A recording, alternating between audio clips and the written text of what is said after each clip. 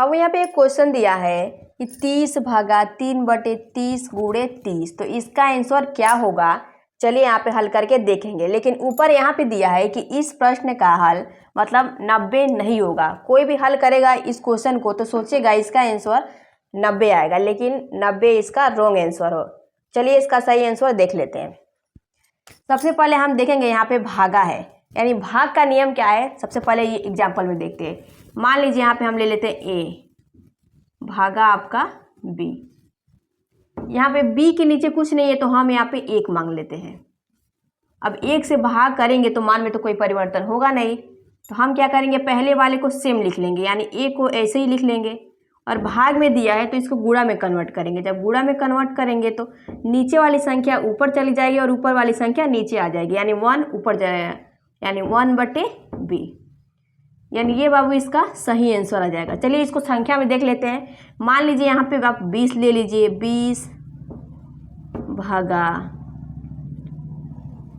5/10। तो इसको हम कैसे करेंगे चलिए देखते हैं। पहली वाली संख्या हम ऐसे ही लिख लेंगे, यानी 20।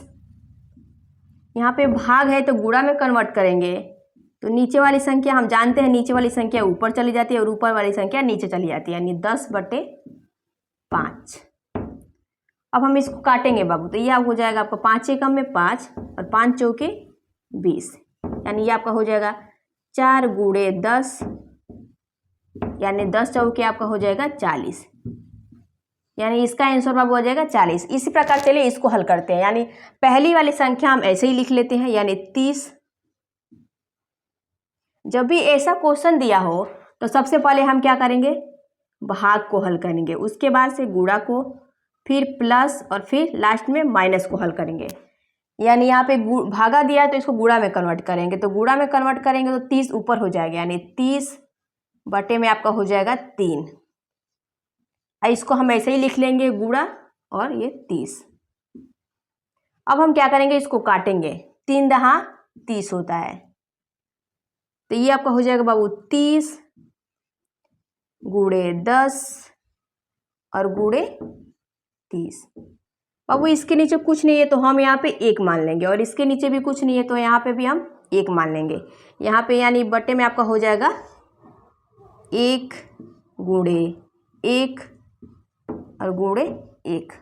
अब हम क्या करेंगे, इसका गुणा कर देंगे, यानी 30 का गुणा 10 में करेंगे। जब 30 का गुणा 10 में, चलिए यहाँ पे करके दिखा देती हूँ। ये आपका हो जाएगा 0, ये भी 0, 1 से 0 में करेंगे आपका हो जाएगा 0 और 3 एकम में 3, यानी ये आपका हो जाएगा बाबू 300। अब हम क्या करेंगे, फिर 30 में गुणा करेंगे, फिर 30 में गुणा करेंगे, ये आपका हो जाएगा 0 0, फिर ये भी 0, 3 में किसी संख्या से करते हैं 0 में तो 0 ही हो जाता है, फिर ये भी 0 और 3 तरीके आपका हो जाएगा 9, यानी ये आपका हो जाएगा बाबू 3 0, यानी 3 9,000। तो यहाँ पे आपका हो जाएगा 9,000। अब बटे में आपका हो जाएगा 1 गुणे 1 गुणे आपका हो जाएगा 1 ही, यानी इसका राइट आंसर आपका हो जाएगा बाबू 9,000। तो 9,000 यहाँ पे आपका बाबू आंसर हो जाएगा। यदि वीडियो अच्छा लगे तो लाइक कमेंट शेयर और चैनल को सब्सक्राइब जरूर करें।